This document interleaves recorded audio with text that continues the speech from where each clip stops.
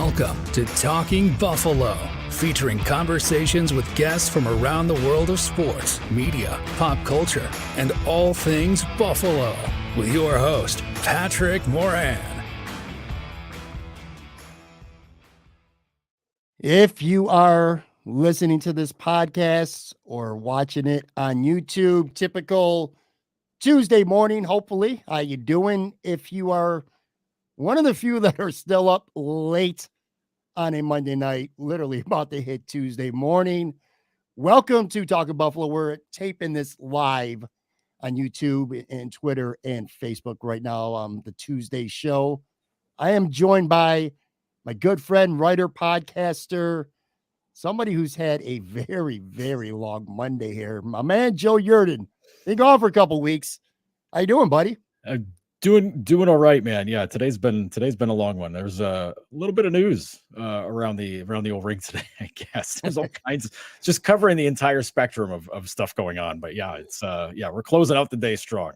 It's good to have you back. So a couple weeks ago, I think you went up to Toronto, I think it was Toronto for a game. That was, and then last week I was in Florida, so no show. But good to have you back. Like I said, usually we tape this show for Tuesday, sometime early Monday, or like Monday afternoon, I should say. But this was to your point, a very eventful Buffalo Sabres day. And by the way, we'll talk a little bit later, little bit of Buffalo news or Buffalo Bills anyway. And I got a Lamar Jackson question for you that I know you're going to, I think you're going to enjoy that anyway. So, but we'll get to that stuff in a few minutes. The Sabres, the game tonight, or now you're hearing this on Tuesday, and a very exciting, although disappointing finish against Montreal. I don't want to say a season crushing because that might have already happened, but certainly a playoff crushing loss. But anyway, also tonight was Pride Night for the Buffalo Sabres, and news today. You know what? Let's actually before we we'll start there. Let's just dive right into it because there's going to be like I said, a lot to talk to about the Sabres right now. So Lyubushkin didn't take part in Pride Night. I'm sorry, and we knew that was coming. Well, at least a lot of people did anyway. Didn't warm up in the uniform before the game. He cited fair retribution back in Russia, with the anti-gay Kremlin laws. And I want to get your take, but I also want to point out too that you wrote a really good piece on this earlier on Monday on your Noted Hockey Substack regarding this matter. I want to read an excerpt that you said, and then I also want to I'll show it on the screen. You said, along with being a straight white, and this is your words here, along with being a straight white middle-aged dude, I am also an American. I don't know what it's like to be Russian, or what it's like to live in a place with repressive leadership to such a degree. It even creates an aura where danger could be brought about from anywhere for defying what the leader believes. And then you also had another excerpt, and I'm going to pull it up here on the screen. I got new buttons on here, by the way. That's why I'm kind of hesitating here. Okay. If you happen to be watching this on the YouTube side, I want to read this excerpt, and then I want to get an overall take from you on this matter. And again, this excellent article that you posted on Noted Hockey. You said, I'm not Lyubushkin, and how he feels about the situation is clear. If he wanted to speak on it, he would, but the idea of fear of reprisal is not something I can begin to lecture about. I don't live his life. I don't have kids to think about, and I don't know how I would handle that threat. I understand there's a lot about how it's not a real threat, it's a cover, and maybe it is, but those who would use it as such have to live with that. But if he says he feels endangered by his government, who am I to tell him he's not? Me, the white middle-aged American male, is going to tell him I don't believe him? No chance. I take someone at their word until they prove to me that I don't need to do it ever again. I refer to Okposo again about this, and then going back to your article, you covered some of what Kyle said earlier on Monday. Just talk about you were there today at the arena and tonight, obviously. Talk about, just this whole event and how it played out in your eyes. Yeah, it was a day that I think all of us were expecting there to be something. Obviously with a Russian player on the roster, you have to think like, well, there's a possibility he might opt out of this because that it is what it is. And we've seen some Russian players around the league that said, we don't care. We're still going to do it, which, hey, listen, that's their prerogative. It is, again, it is what it is. And I understand.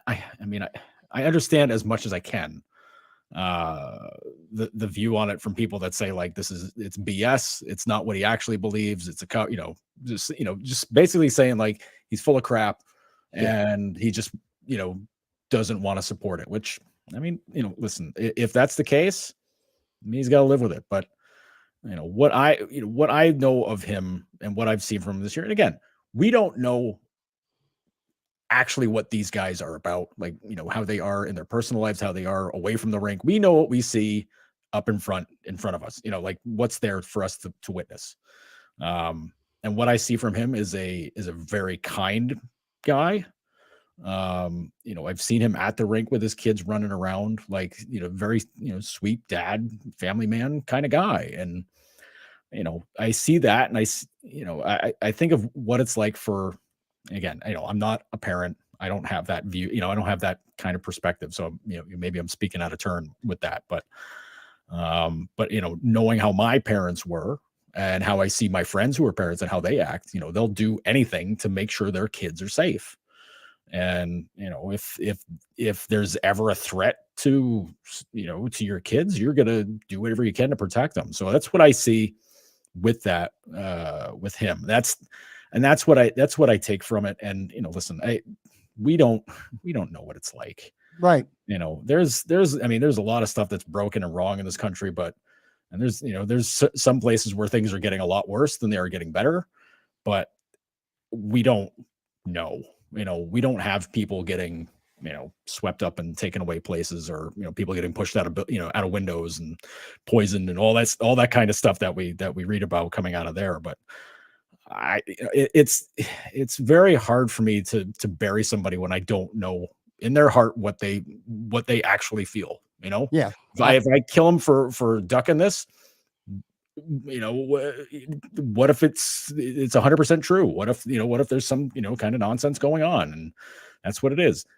If he does feel the other way, then hey, maybe I'm naive. Maybe that's what it is. But we're told it's one way. I have to take him at his word until it's not the truth. Then I can just be like, all right, man, well, you lied. And then that's that. And I don't have to pay attention to you ever again. But for what it is, it's just, I can't get caught up in thinking, well, what if it's not that? Because that turns into an argument that goes nowhere, and you have zero proof of it. And it's just, it's barroom nonsense. What resonated with me the most about your article, and again, I'm not just saying it because you're my guest and you're on my show right now, I really highly recommend people go check out Noted Hockey just for this article alone. It is free to read, by the way. So you made it free? It's open for everybody. Yeah. Well, there you go. That's now definitely go. If you want to leave a comment on it, well, you're gonna have to pay for a subscription. But in all seriousness, man, what really resonated with me the most about your article is you saying, who are you to judge somebody when you don't know them? And this is the problem with social media. And I'm guilty of it too, by the way. I do it all the time. I judge people sometimes too often without knowing that person. Now, if you're Lyubushkin's boy, you probably know the truth. Maybe he legitimately is afraid of retribution in Russia, or maybe he just doesn't believe in it and he refuses to endorse it. Okay. Right. But who are you to know, or to offer an opinion on something that you don't know? You know what I'm saying? And too many of us, and again, including myself, I'm not burying Twitter without burying myself as well, or Facebook. Mm-hmm. You don't know, and it's tough, and you do. And I like what you wrote. You have to take somebody at their word. And if you don't know until they give you a reason not to, and especially, I've never been within 5 feet of the guy, let alone covered the team now this season like you have. So you've had at least some interactions with them, and comes across, like you said, as a pretty genuine, kind guy. Mm-hmm. I don't know. I just feel like that's the attitude that people should take. And there was a lot of, I don't want to say a lot, but there was enough of burying him without, he's a liar. Really, like, do you know the dude? Do you know his family? Do you know how things are? How can you relate to something like that? It's like sometimes, Joe, when there's whether it's stuff involving women or race or stuff like that. It's like you can have empathy for people, but you don't really understand and know what it's like if you're not in those shoes. You know what I'm saying? Yeah. So I don't know. It's the thing. I mean, and the thing this has been going on all over hockey, with Pride Nights, and it started with Philadelphia and Ivan Provorov, who basically said, not only he's Russian, but he didn't really care so much about the Russian side of it. He's like, I'm Russian Orthodox, and that's why I don't stand up for that. So it's on the religious grounds of it, which people have some very curious interpretations of scripture and see things the way they want to do it. But we have enough players that have decided to put that up as the reason why they don't support it, which is, I mean, for me, it's bonkers to act that way, because I don't know, apparently what I learned in Catholic school growing up changed somewhere along the ways. I don't know. But with James Reimer or, Eric and Mark Stahl, like these guys said, it's against my beliefs. Well, okay, but that has nothing to do with somebody trying to live their life and not be, not be attacked for it, not marginalized because of that. It's not religious persecution, but it's life persecution on that side of things. And it's, to say that you don't want somebody to live their life peacefully is bonkers. Like that's an insane thing to say about people. And, and I guess on that side of things, it's Lyubushkin and wanting him and his family to live peacefully. And it's like, just, listen, even if I do, if he does support it, if he does support Pride and he wants to do that, if he says he does, and he feels like there's going to be some kind of payback at his cost with him or his family or whatever it is, then, it's kind of, I don't know. I don't want to be leaping off and making, these grand assumptions, but like, it's just, I can understand where he's coming from with that. And it's very hard for me to be like, yeah, well, why don't you just stand up to your country? Like, I mean, again, you don't have, you're not the one who has to do it. That we can all be doing to stand up for what we believe in. And people are just kind of like, yeah, I don't want to get shit on for this.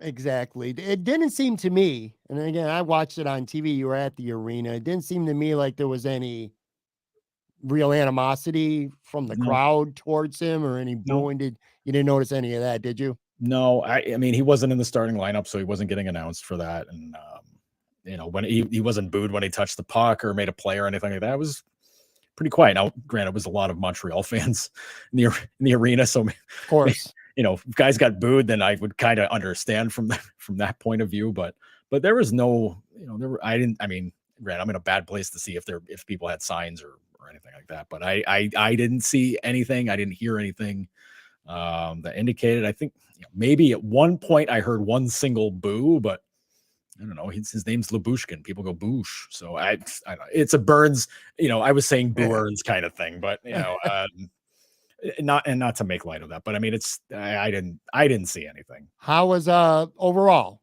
I'm not talking about the game itself, but like the vibe, the experience overall with Pride Night, with the warm-ups, with the jerseys, the fans, everybody in the arena. What was the vibe like tonight? No, it was pretty good. I mean, it was a full up arena for the most part. And I wasn't a sellout, but for a Monday night, pretty good crowd. And for the different things that they had going on for Pride Night, the Buffalo game had chorus singing the anthems, doing things for like some of the different groups that they spoke about during breaks and stuff. Like, it was just pretty chill night. Like, there wasn't anything too much. Like, it wasn't like, nothing was made a big deal. It was just like a nice kind of calm, peaceful night. That's what you kind of want out of this, out of a Pride. You want it to be just chill. Let me give you a real quick here. And I know this is me saying it's not Joe and I. Joe works with a lot of these men and women on a nightly basis at the arena. Mm-hmm. My biggest hot take isn't anything to do with Pride Night or Lyubushkin. You know what it is? Rob Ray. I got to say this, man. And listen, I like Rob Ray, but I'm going to be honest with you, Joe. Okay. All right, so you probably don't. I don't hear the broadcast at all. You don't hear the broadcast, all right? So you're in the press box, and then after the game, you guys got to bust ass to get down to, the media scrum and all that stuff. After the game, it was a fun game, and we're going to talk about the game. Okay, the game was great. It was fun. edge of your seat. Literally, I was. After the game, though, it is a devastating point to lose in that shootout. If your hope and that little dim playoff hope that still technically is flickering ever so slightly, literally within seconds, Rob Ray's comment was, I'm paraphrasing, but only a little bit. I'm only paraphrasing here. He says, an outstanding effort tonight by the Sabres. Something about getting a point like it was a good thing. I swear to you, dude, my first thought was, did we just play the fucking Boston Bruins or something? Play the Montreal Canadiens, a bottom 5, bottom feeder in the league at home in a game that you have to get 2 points. Yeah. And Rob Ray's talking it up. And again, man, I like Rob. Don't get me wrong. And he's fun. Okay. And he's got a lot of character and he brings a lot of character to the broadcast. Okay. So I'm not no Sabres broadcast basher, no Rob Ray basher. But come on, bro. It was not an outstanding effort by the Buffalo Sabres to secure a point at home against the Montreal Canadiens, man. It was a bad third period where they took a nap. They paid the price. I know you tweeted about this too. Yep. Montreal kind of deserved to get back in that game, ultimately winning the game. Yep. I know you're not going to bury your boy Rob Ray and all, but dude, come on, man. It was not an outstanding effort by the Buffalo Sabres, and don't say that after a shootout loss to the Montreal Canadiens, man. Come on. I'll say this: who's signing his paychecks? That's. I mean, listen. I get it. I get it. I get it. But I mean, listen. He's not gonna bury the team. He's not gonna come out and go scorched earth on them. That's what our jobs are for, Pat. That's what we can do all the dirty work that these guys want us to do. I mean, sat there. They may think we should do. Listen. I've talked to Rob enough off the air to know that he's got opinions. Sure, big ones, really big. And he knows. I mean, listen. There's a lot of people that say he doesn't know his stuff. He knows his stuff. Okay. Sure. He's very smart about the game. I know people are going to be like, yeah, okay, buddy. Sure. But he is he knows what he's talking about. I guarantee his take on that away from the mic is going to be a little different than it is on the mic. It's part of the job, man. Listen, I used to work for NBC. I used to work for NHL.com. There is a lot of stuff I just could not say online. I couldn't write. I just couldn't do it because it turns into meetings and having to talk to the boss, a boss or multiple bosses or your lead editor. And they're just what are you doing? You can't say stuff like that, right? It's like, yeah, sorry, old habits, all that stuff. It's like I kind of grew up as a half shit poster online anyway, so it's it's old habits. I get it. I get it. So I get it. I know he's never going to go scorched earth on the Sabres, and they didn't deserve scorched earth either. No. It was a fun game. It was a good game. It could have went either way, but still an outstanding effort. The way they played in at least half of the third period. Yeah, it just no way, man. But anyway, so what's funny, Joe? For the first time all year last week, okay, I've been all in on the Sabres for most this season. It's been, no matter what happens over these last, 9 games now, it's still been a fun season. It's been a fun ride. This team's been a lot of fun to watch, and there's a lot to look forward to. Realistically, good things to look forward to now. This isn't fantasy land with the Sabres now. It's reality. Yep. This team's got a lot of good stuff going on. I want to make sure I say that. But I'm going to be honest with you because this is kind of fucked up. Last week, when they played, it was Friday night against New Jersey at home, right?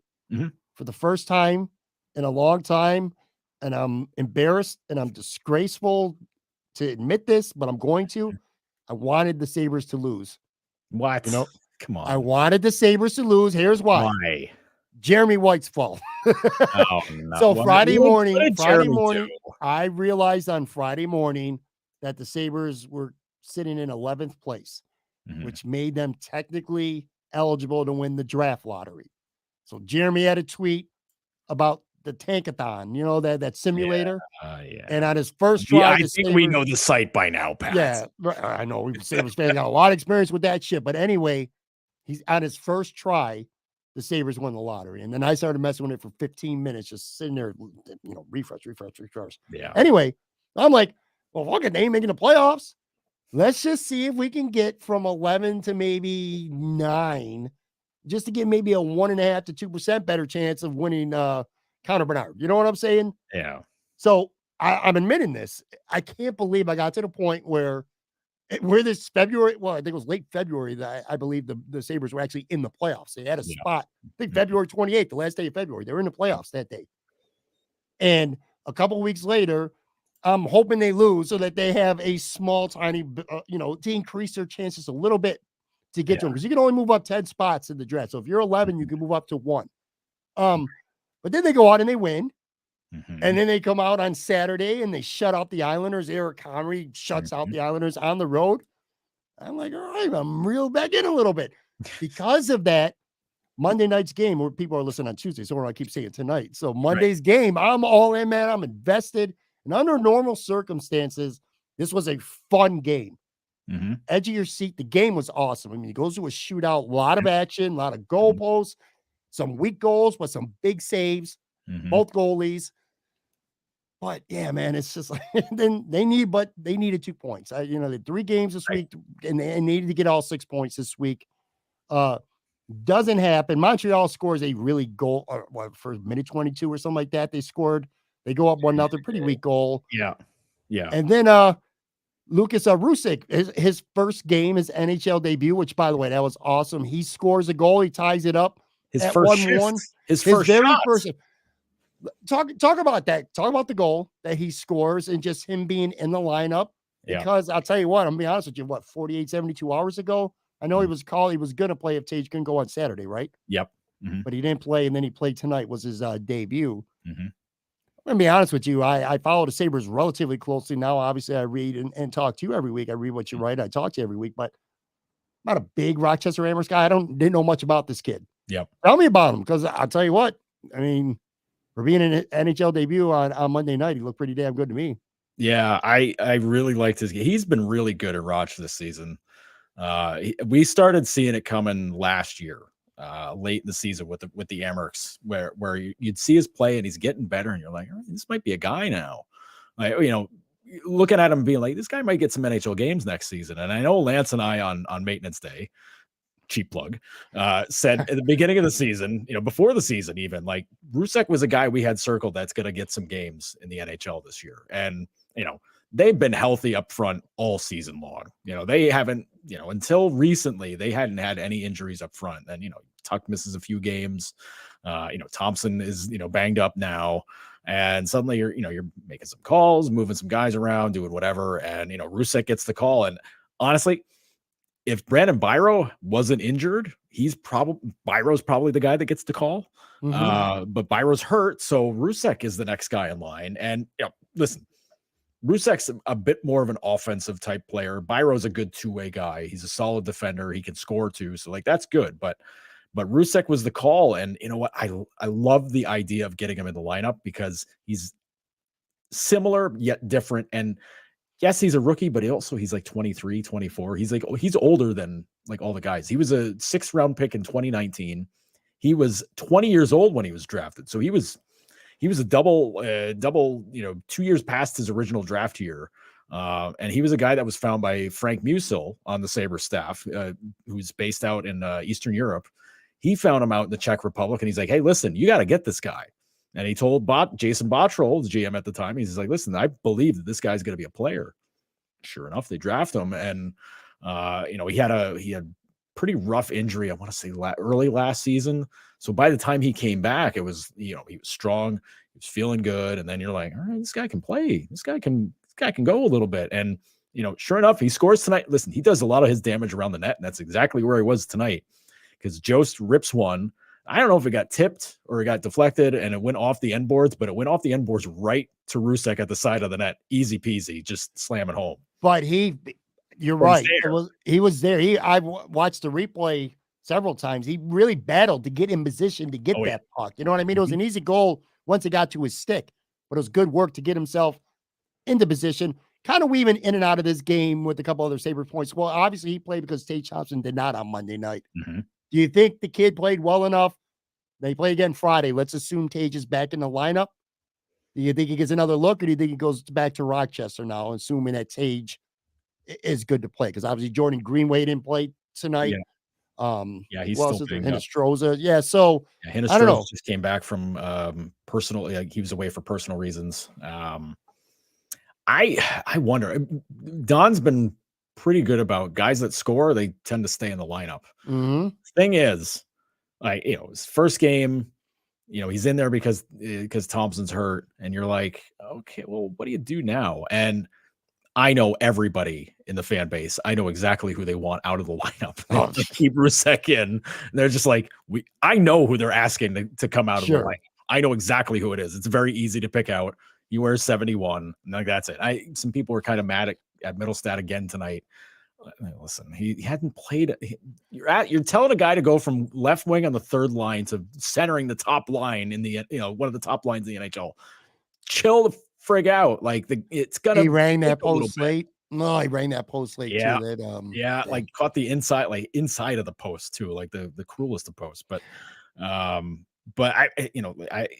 positive Olofsson's the guy everybody wants to come out. And everybody's been yelling about get Kulik up here, guys. Listen, we watched how they handled Peterka and Quinn last year. You're not seeing Kulik this year. Rusek gets the call this year because he's 23. Like, you got to kind of know what you got, right? Sure, yeah. And, so, maybe you give him a little bit more run. I don't know. I didn't really like the way Olofsson played tonight. The last few games, mind you, I'm watching him a little bit closer just to see what the hell's going on with him, because there's something's up. You see the numbers and you're kind of like, what is this guy doing? And there were a couple of things tonight where I'm like, what? Like, saying out loud in the press box, what are you doing? Like, it's frustrating. Which for him, it's all in his head. But I don't know. You could make a pretty good case that you could keep Rusek in there, but. They can make it a normal recall. You don't have to worry about cap space. You can keep as many guys up as you want as long as you're under the cap. They're 30 million under the cap, so who gives a shit? Right. I think Olofsson is a guy who it'll be another conversation for another day, but I look at this team as constructed right now, and then I look at some of their top prospects, and it's hard to envision this team having, Olofsson having a future. Yeah. With this team. So it's crazy to say because he's got 26 goals. I know. Like, you're just kind of like, yeah, this guy scores 26 this year. I don't know if he's got a space in this team. It's wild. I know, it's crazy. You got to hope that maybe you get something for him now. You trade maybe during off season. But again, we'll talk about that. We got time for that. So Rusek scores. It's 1-1. Montreal scores an even weaker goal. They go up 2-1. And then Peterka, I think he did that on purpose. He put the puck off the guy's back. He did, so that was brilliant. I mean, it looked like he did it on purpose. He said he did it on purpose. Did he say he did it? Of course he said it. But I believe it, though. I believe it. He was looking, and he saw Allen kind of like maybe cheating off his post a little bit and like looking for the pass to come out front. And sure enough, there's enough room to slam it off the back of his shoulders and let it roll in the net. And it was a couple people pointed out to me it was like a Jochen Hecht goal like back in the day, because I think Hecht scored a goal similar to that back then. So yeah, nice little throwback, and another German guy at that. So that's kind of cool. But yeah, Peterka said he definitely meant to do that. Yeah, well, it looked like he did. So good on him. So anyway, that ties it up at 2. And then Riley Stillman takes a pass from the guy we just crucified a couple minutes ago, Olofsson, and he scores. Stillman's looked pretty good. Mine is his debut where that fight didn't go his way. But outside of that, he's looked pretty good. So anyway, Sabres are up 3-2 after 2. I'm like, all right, home game, got to beat this team. Then they decided, and I know you tweeted about this, they sleptwalked through the first 8 minutes, man. It was just, they were on the defensive right from the beginning. Montreal played with far more urgency to win that game in the third period than the Sabres did. Yep. They paid for it. Brendan Gallagher scored. He had another weak goal, in my opinion, anyway. And now it's tied 3-3.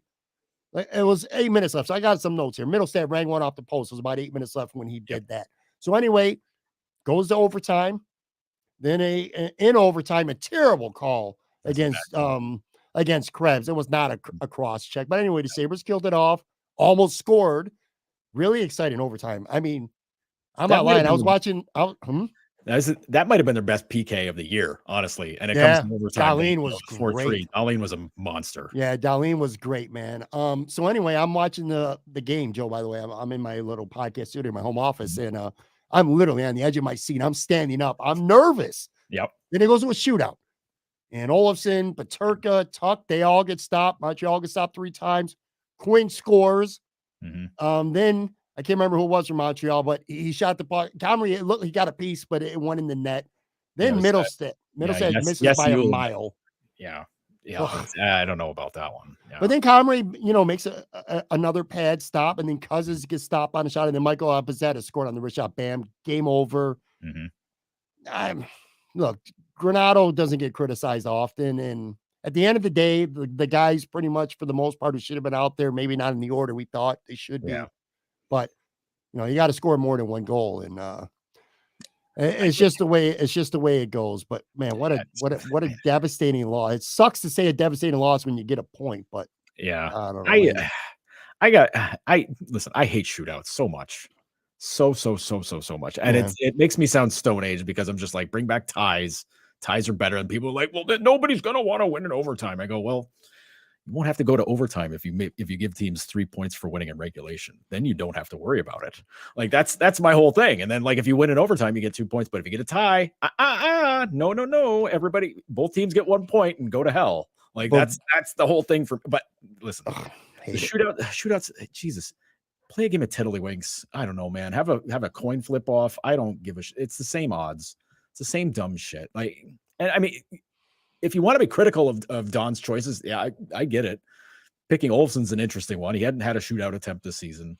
He's had 8 attempts in his career. He's got 2 goals. 25% is not a great thing. And like, people are like, well, they practice shootouts all the time. Well, they don't have practices anymore because they don't have time. The schedule's insane, so they don't have time to have practices.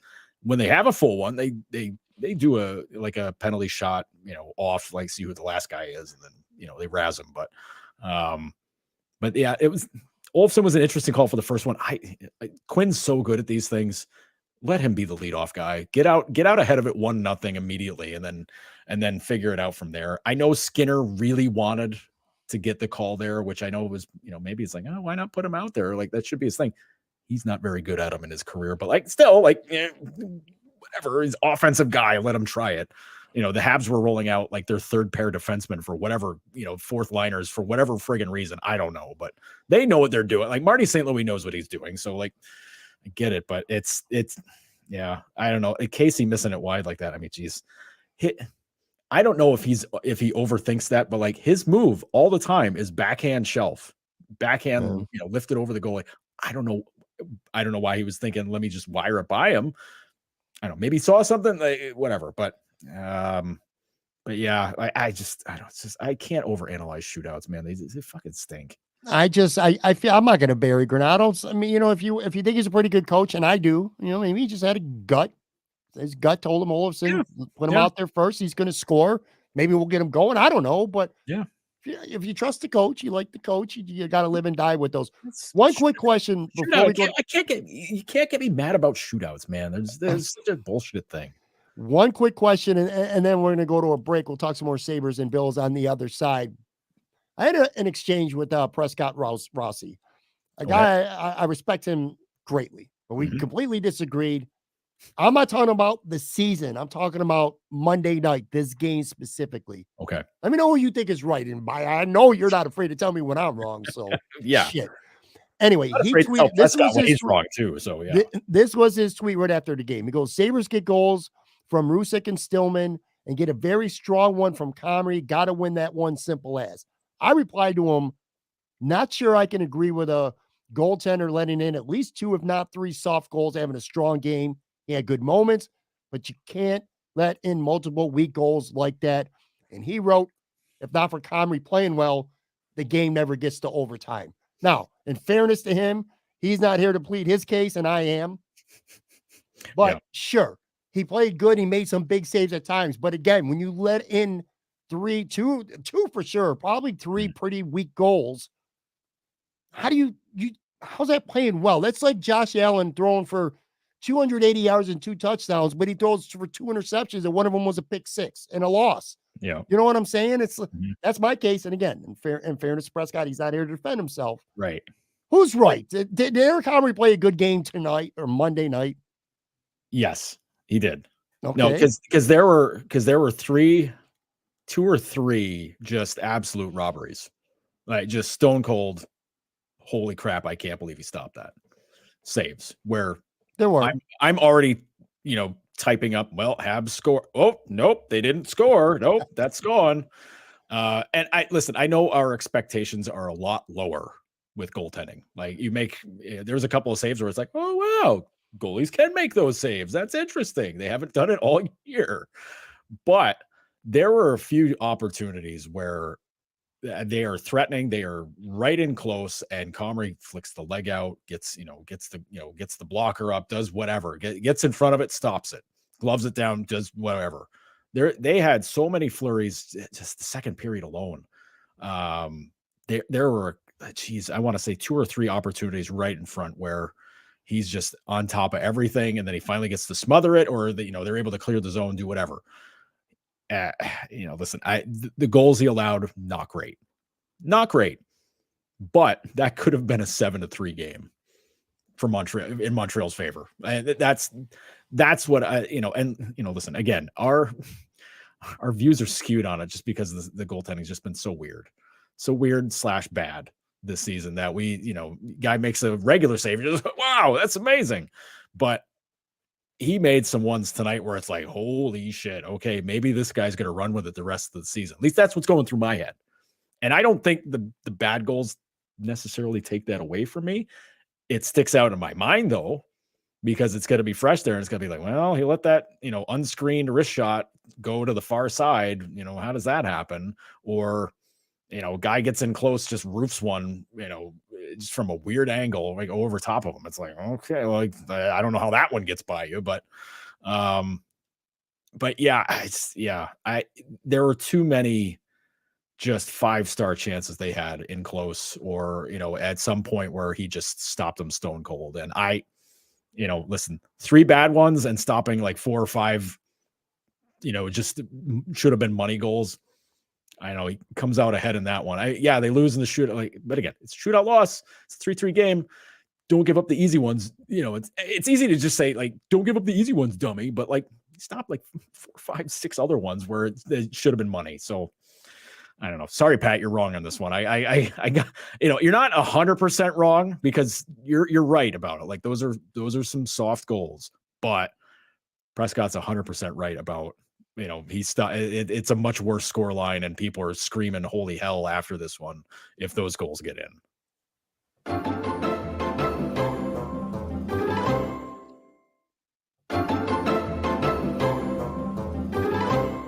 All right, I'm back with Joe Yerdon, who just turned heel on me a couple of minutes ago before the break, taking Prescott's side. Your problem. Steel chair was right there for me to bury you with it. Okay.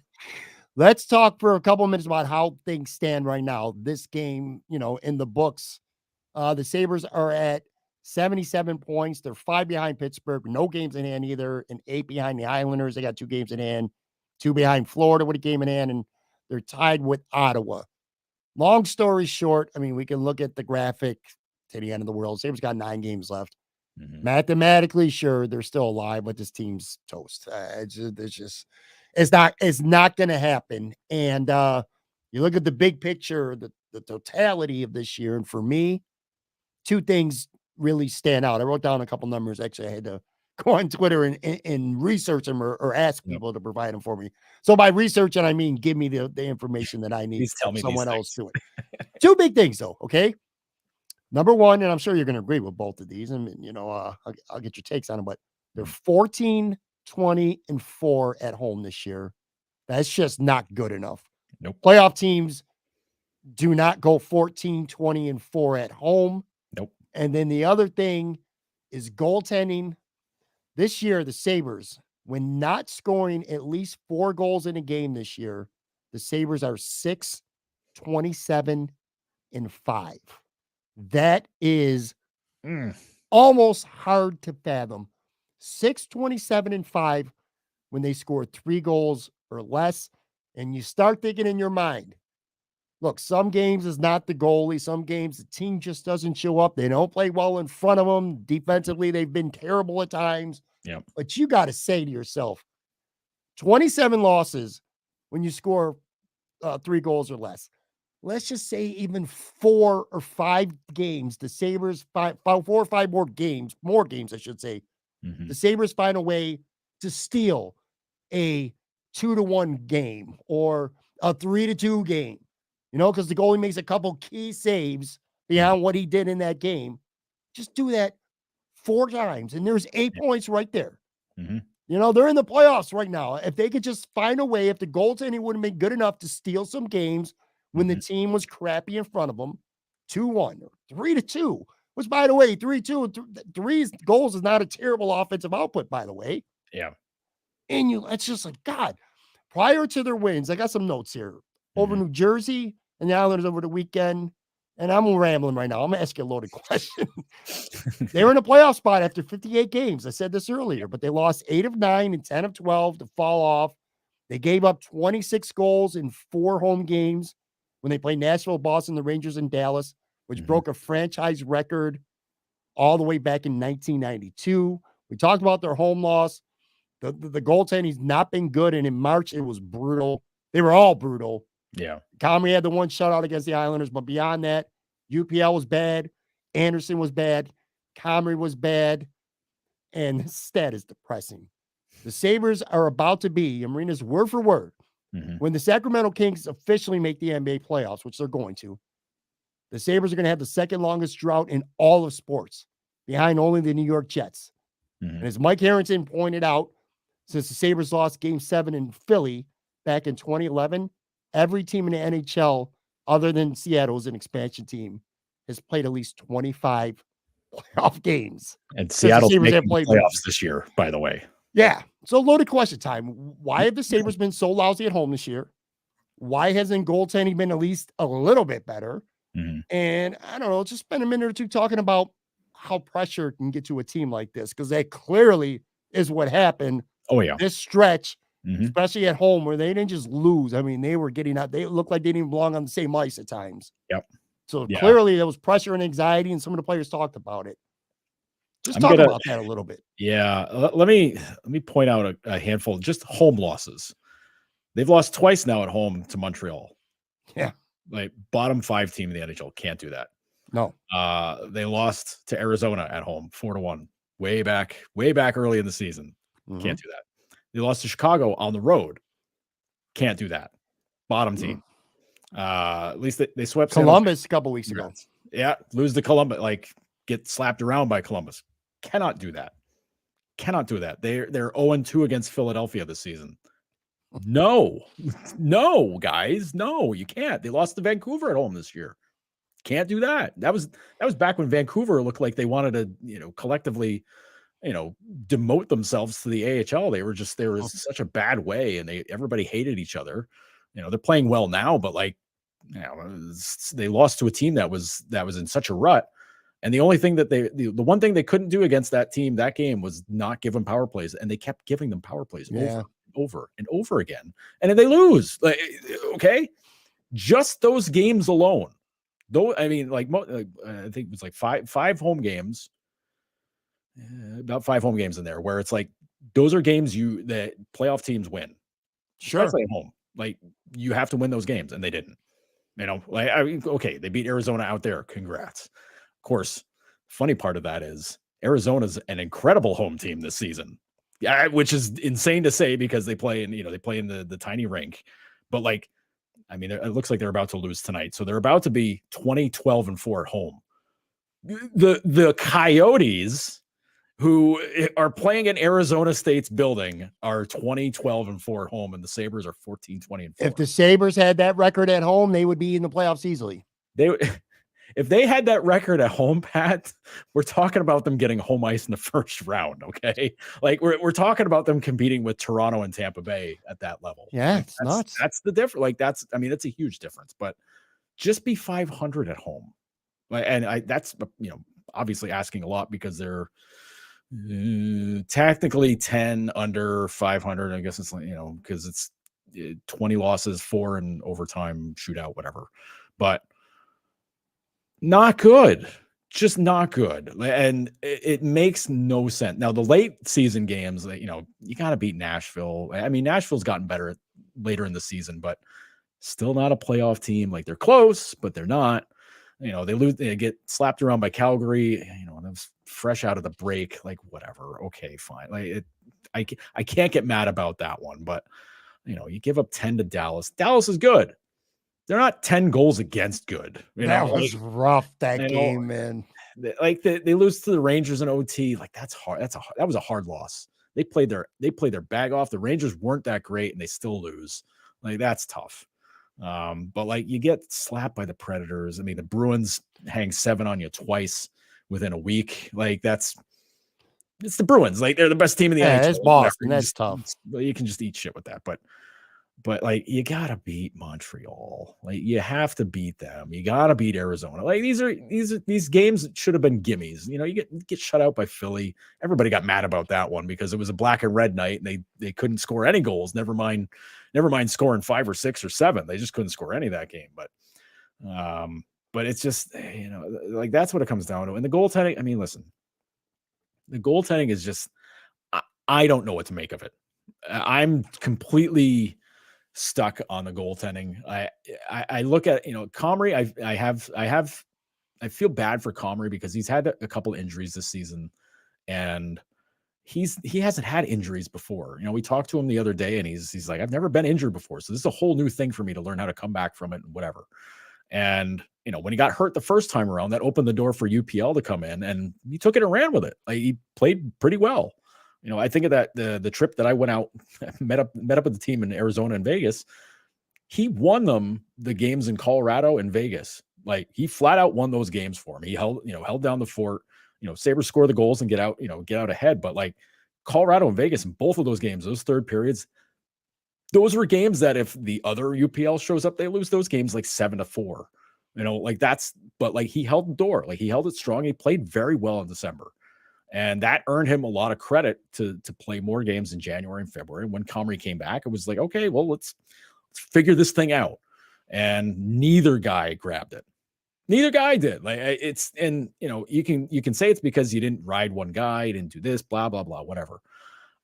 Neither guy, like, all you have to do is like win 2 games in a row and look, not give up 5 goals doing it and let your offense win you the game. But just win the game, play well enough, and then you can get all the starts. Like, you can just start every game at that point. But they couldn't. And Craig Anderson, listen, dude's 41. They tried pushing him a little bit more the last couple weeks, and that didn't seem to work out too well the other night. Like, they did not.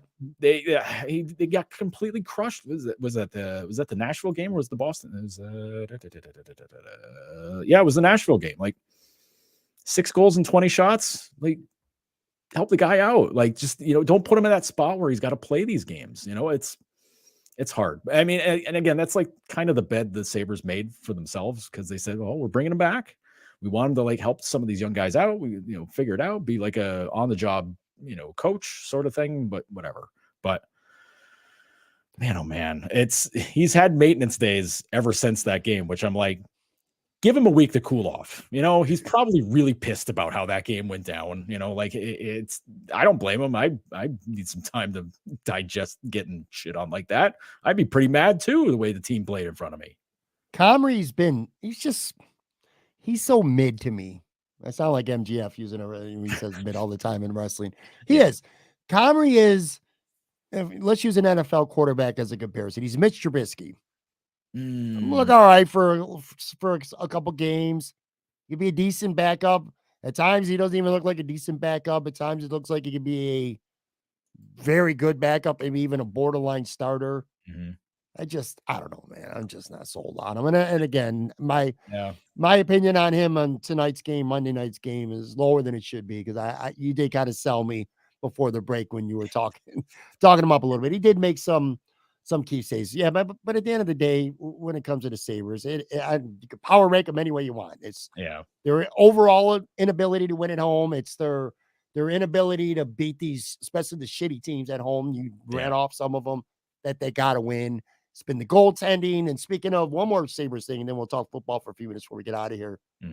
Devon Levi originally, I remember texting you early on Monday asking if he was playing, man. I wrote up a graphic and everything. I was so excited. Because wasn't he originally supposed to debut, or at least there was a buzz that he was going to debut, or was that never going to be the case? And is he going to be playing on Friday, do you think? Well, about Monday's game, I think a lot of it, I'm guilty of this. I will confess to this. I thought Monday's game was going to be the one for him to get his first start. A lot of it made sense. You know, it's against Montreal. He's from Montreal. Would have been a good kind of, jab at Montreal fans who said that, like, oh, he'll never sign with Buffalo. He's going to come to Montreal, blah, blah, blah, be the savior, next Carey Price, blah, blah, blah, all that stuff. Like, all of it seemed to kind of line up to be the right way. Now, his immigration papers taking as long as they did to go through, maybe that had an effect on it, because it cost him playing one of the full practices last week, which oddly enough, he was able to get on the ice well after the practice was over because the paperwork finally went through, but it cost him like the entirety of like a 45-minute practice, which would have been pretty good. It's the only full practice they've had. Morning skate practices, it's not the same. You're skating for 25, 30 minutes tops and you're not getting the same work. But looking ahead at the schedule, I look at it and I'm like, what's the one that makes, what's the one that makes sense to be the first one? Because I'm thinking like, because I'm looking at ahead. Rangers, playoff team. Flyers, not a playoff team. Panthers, you need to beat the Panthers if you're going to be serious about maybe getting into this. They have to go basically 7-1-1. They need like 14, 15 points in the last 9 games. That's really difficult. It's exceedingly difficult. But as long as you're still in it, you got to give yourself a chance, right?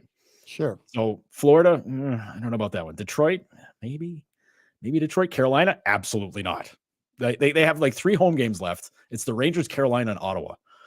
And Craig Anderson's going to start that Ottawa game. I will bet my life on that one, because it might be his last game of his career. He's going to play against his old team. Like, that's completely agree. And I agree with you about Carolina, which kind of leads me back to Friday, but that's a big ask to go beat the Rangers in your first game. But yeah, the Rangers are big. That's why I think, I don't know, maybe Philly, but like, I think you kind of want to start them at home, but I don't know, maybe it's easier on the road. I don't know. Like, it's a lot. I mean, it's going to be a lot of nerves no matter what.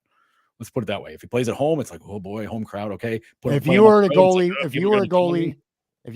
would you rather make your NHL debut at home or on the road? And part of me, my first thought was, well, the story might be better at home, but if I was the goalie, I think I might want to play on the road. Yeah, I think just for like kind of cutting out the noise, the road would be the best one. But like, I don't know. You give up a shitty I'm Hollywood enough to be like, give me that home game. Let me show people what's up. Like, feed your ego. Yeah, because if you lay it down at home and show off to the home fans and people will be like, oh yeah, let's go. Like, maybe that's not the thing the Sabres really need at this point. But I mean, I don't know. But I just look at the schedule coming up. I was like, I have a hard time doing it against the Rangers just because it's the Rangers. Like, they're really freaking good. That's a ton of offense. Like, it's a ton of work. But maybe he wants it. Devon Levi strikes me as a guy that wants those kinds of games. Sure. But I don't know what the plan is. But like, I just look at ahead and I'm like, maybe the Philly game, one of those, maybe the Florida game. Florida traded him. Maybe that's maybe you're thinking that, like. But maybe the Detroit game, I don't know, man. Like, but they play the Rangers twice. So to me, that's cutting out a couple of those games. They play the Devils. I don't know about that. Columbus for the last game of the season down there, maybe. I don't know. Like, I don't know. It's hard. It's really hard to figure out how they're going to do this because I honestly have no idea. Right. And honestly, whether he plays great or whether he gives up 5 goals and gets pulled or whatever, who gives a shit about this game? Going forward, though, maybe next year, but if not, certainly like maybe 2 years from now, there's going to be a lot of pressure on this kid because, again, you look at this team this year and you're like, damn, if they would have just gotten a handful of games where the goalie stole more points when they didn't play that well in front of them, we'd be having a different type of conversation. Let's switch gears for a couple of minutes here. I want to talk football, and I laugh because on Monday, word came out, and not through a source, through Lamar Jackson himself, who tweeted out a thread saying that he asked for a trade. He requested a trade with Baltimore all the way back on March 2nd. John Harbaugh was at the owners' meetings in Phoenix on Monday. He spoke, typical coach bullshit. We want a bag. We'll all work out, blah, blah, blah, blah, blah. I do think there's a good chance he gets traded. Now, right away, first instincts are Indy, New England. Those are the teams you think of quarterback right away who could be front runners. Then I look at it from Baltimore's perspective. All right, Lamar tells you, listen, I am never going to sign a long-term contract with you. I want out. And eventually they do trade. I don't know that you're going to trade him to the AFC. I just don't. So that gets me thinking. NFC, and first of all, if you're Lamar Jackson, and I'll get to that why in a second, I'd want to do this, but I started thinking of you almost immediately because everybody, if you're new to the show, we say it all the time. Joe's not a Bills fan. Joe's a Bills watcher. Joe is very much a Detroit Lions fan. And I started thinking about the Detroit Lions in this scenario because, man, it feels like a great football fit. The Lions certainly have the draft capital to make it happen. The Lions certainly have the cap room to make it happen. Detroit has the third most cap room in the NFL right now, and they got 2 picks in the first round, all kinds of picks all over the board. Lamar should have all the motivation to want to get out of the AFC. I mean, you got to go through Mahomes, you got to go through Josh Allen, you got to go Joey Burrow, Herbert, other good quarterbacks in that conference. The NFC doesn't really have a lot of good quarterbacks.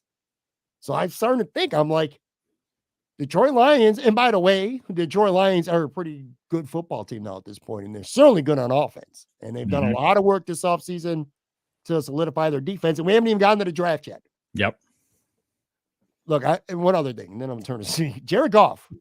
I thought he was a bum going into last year, and then I thought he played pretty damn well. And here's the thing, dude, he ain't like he's 38, 39 years old. Jared Goff's 28 years old. He's still got 2 years left, but a pretty big cap number, like 30, 31 million these next 2 years. It's a lot of money. What's your take on potentially Lamar Jackson going to Detroit? Because I do think at some point you're going to hear some rumblings about the Detroit Lions and Lamar connection. Let me preface this by saying that when before last season even started and people were talking about like, well, Lamar's contract's up, I was like, get him to Detroit now. Listen, people started talking, like Nick Geary would start kicking around talking about Lamar, like, oh, well, if he's not staying in Baltimore, where is he going? I'm like, bring him to Detroit right now. Because I'm thinking of, and this is even before they started, messing around with stuff in this offseason, but I was like, look at what they have. You suddenly have a top wideout in St. Brown. Like he's incredible. Love Jameson Williams. Talk about a guy who can get underneath the deep balls from Jackson. He's going to be able to do it, and you can do all sorts of weird, gadget stuff with him. The end arounds and all that crap. Like you can do all that stuff with him. They're going to add some other kind of receiver in the mix too, like DJ Chark's going to Carolina. That stinks. He's pretty good, but get somebody else in there. Like that's fine. It doesn't bother me. Tight end seems like they're pretty square there, so they're all set. I mean, they traded Hawkinson. They didn't miss anything. They just guy up was pretty good. And then running backs, like Jamal Williams goes. That I hated that. I hated it so much seeing him go. Love him to death. He's the mayor of Detroit as far as I'm concerned. But they added Tim Montgomery. Tim Montgomery's pretty freaking good, and they got him away from the Bears. Even better to get him away from a division team. And Swift's still good. And Swift is a really damn good receiving back, and he can still run, but he's really good at catching the ball out of the backfield. So I look at Detroit as a team that's got all the weapons, and they've done a little bit to improve the offensive line. The line was pretty good last year, especially when they're running the ball. I like their line. Yeah, man. So this feels like a good fit. It really does. It makes too much sense. It hurts me. And when he ends up getting traded to like Washington or the Saints or some asshole team where it's just like, no, get him out of there. Baltimore will never trade him to Washington. Let's be real about that. That won't happen. But like, it's just some idiot team where you're just like, come on, not them. Like, please, Tampa Bay. Can you imagine Tampa Bay getting him? Just off. Like, no, they don't got the cap. See, that's the thing. Let's just assume that Baltimore is going to trade him. There's got to be, you got to have the cap room to make it work. I mean, you could give the guy a long-term mega deal and you could stretch it 4 or 5 years, but that cap hit, when you're talking quarterbacks, it's saying like a wide receiver. If the Bills were to trade for Hopkins, they can make his first year cap hit on a redone deal like $4 or $5 million in the first year. You can't do that shit with a quarterback. It's going to cost cheapest 15 to 20 million the first year, and then it's going to go way up. So that takes a lot of teams out of it. Yeah. That doesn't take the Detroit Lions out of it. No. And the other team that sticks out to me, if you really wanted to be just like a dick to Lamar, trade him to Houston. Houston ain't got anything going on with it. They've added a couple of interesting people. Sure. And what's his nuts, the quarterback there? What's his they just whatever his face is. They signed Case Keenum. They're going to draft a quarterback. They got the second pick of the draft. So it's going to be like what? Take a rookie. Yeah. I'm telling you, Detroit feels like a great makes fit. Too much sense. It really does. Makes way too much. And like Baltimore, like other teams that can use them, like Pittsburgh. Well, I don't know. They like what's his. They're not trading him. They're not trading him. But like that's what I mean. He's not going to Pittsburgh. Cleveland's got that more on there, so like they're set. I just don't see them trading him to the AFC. Tennessee. Like they're not going to trade him to Tennessee. Like it's the teams like that where it's just like that doesn't make any sense. Detroit's the one that makes sense. Again, it does. I'm very blindly saying this as a fan of the Lions, but holy shit, dude! Like it makes too much sense. We're playing role reversal. Usually we talk Bills, and I'm blindly talking Bills shit, and you're being the more logical one. Right now, you're being the fan, but I'm being the one who's backing you because I think it makes really good football sense. It's going to be fascinating to see. He's getting traded somewhere. When and where, we don't know. But Detroit's up there.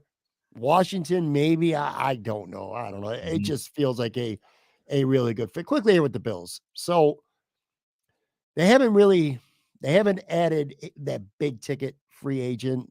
The Bills have added, I think the Bills have done a really good job this free agency period based on what they had to spend, adding good role players and better depth than they had last year. And I think I don't even think that's debatable. Like they got better at wide receiver, not a 1 or not a 2, but a 3 or 4 or 5.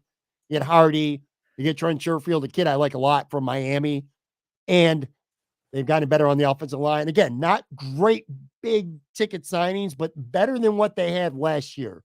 They've gotten better. I think a running back with Damian Harris, definitely a wide receiver, definitely a guard. They signed a safety on Monday, Taylor Rapp, who, by the way, is a good safety. And they've worked the formula, and Brandon Beane even talked about it on Monday in Arizona. As things stand right now, the Bills are going to get a 3rd-round comp pick next or in 2 years for losing, or next year, for losing Tremaine Edmonds. They're not going to sign another free agent, folks. Just Brandon B made that really clear right now. Doesn't mean they can't trade for Hopkins. Doesn't mean they can't sign Odell Beckham Jr. because he wouldn't factor into a comp formula. But they're not going to sign a big ticket free agent. But anyway, here was my point. Let me know if you agree. I think the Bills have added depth and role players, no star players. I think what they're relying on, what Brandon Beane is relying on the most right now, is his core veteran good players, especially on the defensive side of the ball, to bounce back and be healthy. I'm talking, of course, about Micah Hyde, Jordan Poyer, and Trey White, who was a shell of himself last year, and then, of course, Von Miller getting back. I think they're counting on their veterans getting back to 100%, and that will account for the big splashes that they didn't make, that they're not making in free agency right now. Make sense to you? It does. It's an interesting gamble of sorts, though, because these aren't young guys that are coming back from injuries necessarily. I agree. Right. Von Miller's not young. Micah Hyde is 31. 31. Jordan Poyer's 31, right? 30, 31. Yeah. So they're both going to be I think 32 at some point this year. Yeah. So I get it. Like they're star players. Like they're the top end talent. You count on them to come back and be good. Like I fully support that. But boy, oh boy, man, that age cliff is there. It's there waiting for them somewhere. You just don't know where. And you're talking about two guys, all 3 of them coming back from very serious injuries. Yeah. I have full faith that they're going to be fully in shape. They're going to be in great shape. They're going to be good to go, but they're older.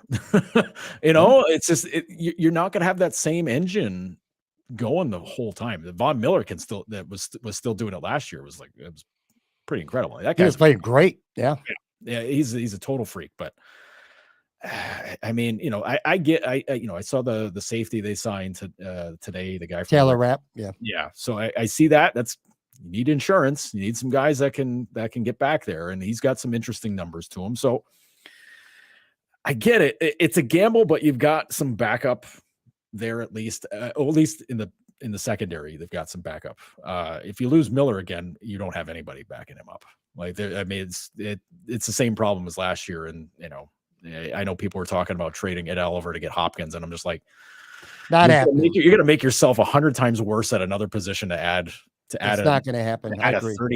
A 31-year-old receiver, like, who is, I mean, he was really good when he played last year, but also, like, he's 30, 31. It's the same problem you have with everybody else. Yeah, I could agree more. And also, let's not discount the fact that Diggs is 30, which is not young for receivers, and he's played 3 straight years without being significantly hurt, and he catches a lot of footballs, man. Sooner or later, somebody said it. They go out and they sign Deontay Hardy and they sign Trent Sherfield, and I do like those guys as good 3, 4, 5 receivers. But you're like, at the same token, you're a Stephon Diggs knee injury away from having one of the worst receiving units in the entire NFL. Mm-hmm. I think they're going to go receiver. If they don't trade for Hopkins, which is definitely, Brandon Beane made us really downplay that on Monday. Mm-hmm. I don't buy what he's saying. I do think the Bills are in to an extent on him. But if they don't land a Hopkins, and I don't think they're going to sign Beckham, but they haven't given up on him. They're going to draft a receiver early. They got to get another weapon in this offense. The route they've went doesn't work. Loading up on defense.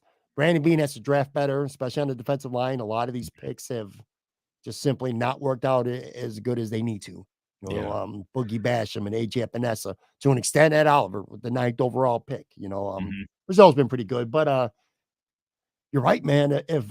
First of all, who knows when Vaughn's going to be back? Right? Why not going to be opening week? Mm-hmm. Do they go? You want to piss Bills fans off, which could very well happen. They might go defensive line heavy early in the draft again. Mm-hmm. Oh boy, people, and you know what? People will be rightful. I think they'll be rightfully mad about that. I think it was Nate Geary did a mock draft today, and his first pick was an edge guy. And I'm like, Jesus, dude, like it was an edge guy in the first round and another defensive tackle in the second round or something. It was something like that. And I'm like, people are going to lose their friggin' minds with that stuff. Yeah. Especially if there are, and listen, I know it's not a great receiver class this year. Jackson Smith and Jigba is the main guy, but like, he'll be gone. They're not trading up to 12. Like, no. They're not going to get up high enough to be able to get a guy like that. It's not going to happen. But but I mean, like, to say that, like, each time it came around to the Bills, I didn't really see a receiver there. Like, come on, like there's got to be somebody. Like, you got to take a chance on somebody. They taken a chance on a bunch of dudes in the past. I don't know. You got scouts. They scout. They see these guys. You got to know somebody's out there. Yeah. One last point, then I'll let you go here. I had Tyler Dunn on the show. We did a show at Imperial 2 weeks ago, I think it was. It's funny too, because you brought up the Sabres when they got destroyed at home against Dallas. Yeah. Mm-hmm. That was the night I was doing a show at Imperial with Tyler Dunn, and they put a 10 spot up, and it wasn't a big crowd. It was a decent sized crowd at Imperial, but you could just hear the collective moan and groans. Like, oh, you get, like, especially later in the game, it was like every 2 minutes, couldn't even finish a point because you would hear the crowd and, groaning because Dallas scored yet again. But anyway, Tyler brought up a point that's really resonated with me. Fans, and maybe to some extent media, judge these players on the Bills too much by what they do in the regular season and not enough in the playoffs. The standard needs to be higher. The bar needs to be higher. It needs to change. Right now, when it comes to the Bills, he cited the defense specifically, and guys like Tremaine Edmonds, who looked really good during the regular season last year, best season of his career by far, but disappeared in the playoffs. I mean, he got bullied, punked out, thrown all over the football field against Cincinnati, and so did Ed Oliver. Mm-hmm. These guys, you load up and you spend these first-round picks on defense, and you're giving them, well, Tremaine walked, but a lot of these defensive guys have gotten second contracts, money. And he talked about a philosophy shift. You got to load up. You got one of the best quarterbacks in the NFL. He's your best chance to win a championship, not the defense. You're going to have to outscore Burrow and Mahomes in the playoffs. Now, you want your defense to make a couple stops, If you get a turnover, awesome. But you got to load up on offense. You got to go keep getting weapons and more weapons and more weapons. And I think that's important for the Bills right now. Like I said, the old guys getting back to help is big for the defense, but offensively, man, you got to go out. You got to find a couple more weapons. Simple as that. Yeah, that's the whole part of this, and it goes back to everything that we talked about how it was easier to try to get deep and win a title before Allen's contract kicked in, and I'm sure people are tired of hearing about that, but like, you haven't necessarily given him a ton of weapons to work. Diggs is great. Diggs is incredible, and it drove me nuts that like his first 2 years he wasn't targeted more. Even though he still put up incredible numbers, he had a couple of binkies out there where it's like, no, I'm just going to keep checking down and, ignoring Diggs so we can throw 3-yard slants underneath. Like, but you need to give him more. Like Gabe Davis had all the opportunity in the world to be that guy. And I don't know how you can trust him. I don't think you can. Unless he shows you something, in camp where it's just like, oh, he's not dropping anything. He's focused. Cool. Then great. You've got a guy back, but they just haven't given him a ton. I mean, Knox is really good. Davis could be really good. I hated being the skeptic on him last year when everybody's like, oh, it's his breakout. He was so good against Kansas City. I'm like, yeah, well, that was a game. It was one game. It was one game. And I know you were one of them, Pat, because you were like, oh, it's his time. It's his time. And I'm like, well, that was one really good game. Like, I was really, absolutely. I was one of them. And I was pretty mad last year. I do think he was better than some people give him credit for. Yeah. I think he put up decent numbers for a number 2 receiver over the course of the year. But yeah, to your point, I think people expected 1,200 yards, 9, 10, 11 touchdowns, including myself. Way fewer drops too, like big crucial drops big too. Moments, very inconsistent. Right. So I don't know, man. Like to me, he's the Victor Olofsson of the Buffalo Bills. Boy, is that true? God, I'm good at these quips. Holy crap! But like I look at it, and again, I know the Lions inside and out, so it's like I compare it. And I'm like, boy, what the Lions have offensively is way more than what Buffalo has, and Buffalo's got a superior quarterback. Like imagine Allen quarterbacking the Lions offense. Holy shit, dude! Like, come on. If you want another reason to switch or to draft a receiver very early, or trade for a Hopkins. Besides having more weapons, also this is Gabe Davis's contract year, which on the good side, on the plus side, I will say one last thing here about the Bills.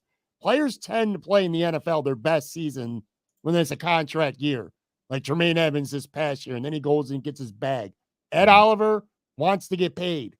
Yeah, go on. That's why you're not trading him. You get a great year out of him. Then if he goes and signs a ridiculous contract somewhere, there's a third round pick in comp. Gabe Davis, his last year, contract year. He hasn't earned a big contract right now. He's going to be out to earn one. These are things that can play in bode well for the Buffalo Bills. But yeah, man, go get a weapon. Real quick, one last thing. Wrestling. Yes. What happened to you, man? I told you about WrestleMania this weekend. You're like, is this weekend?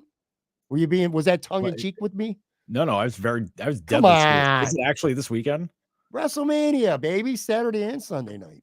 Is Cody Rhodes going to beat Roman Reigns? You do know the wrestling, probably.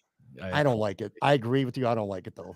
He probably is, but I don't know. Like they've done all this stuff with Roman to build him up so much, and like he's the best thing they have going right now. And they're force feeding Cody, and like hate it. I get it. Like they spent a bunch of money to bring him in. They wanted to stick it to AEW, blah blah blah blah blah blah, all that nonsense. But like, come on, man. Like if they were gonna put somebody over, it was Sammy, and they didn't do it. Right. I agree, man. Like I don't know, man. Like I have very little faith in what they do, and like I don't know. It just feels like it's been preordained for a long time. Like basically since they brought him in, that he was going to be the guy, and then the whole Sammy storyline blows up, and you're like, oh, that's your guy. That's the guy you reward with the belt. Let him have a run for a little bit, and then no, they didn't. I just feel like, in fairness to him, being hurt and being out all those months hurt him, but I feel like he hasn't paid enough. Like this, he hasn't struggled enough. Like he's the baby face, and I don't think he's a very good wrestler. I do think he's a great promo. He's a great talker, and he reminds me of an old school 80s kind of character. You know what I mean? Like a true legit baby face. And you don't see they're like, even like Seth Rollins said, he's probably one of the most popular wrestlers, but they're like shades of gray. You know what I mean? Yep. There's heel tendencies to these baby faces. Cody Rhodes is the classic baby face. So I get the character stuff. His matches with Seth were great. Wrestling with the Torn Pack was awesome. Winning the Royal Rumble, but he hasn't struggled enough. I don't think he should be the one to beat Roman Reigns. He could give me a screw job finish. I don't care. Maybe someone new that we're not expecting joins the bloodline.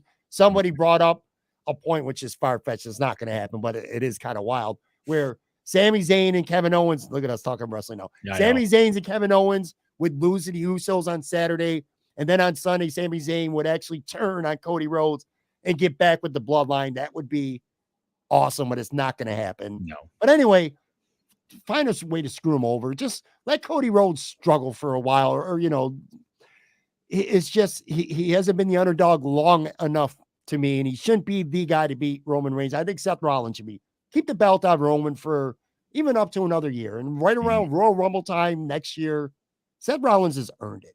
First of all, he's way over with the fans. He's a great wrestler, and he's carried the company on his back for long stretches. Yeah. He should have been the dude, in my opinion, that ultimately beats Roman Reigns, not Cody Rhodes. I think if Cody doesn't get it this weekend, which I'm fully expecting that he will, if he doesn't get it this weekend, I think it's going to be SummerSlam then, because that's like the other big one. I don't know.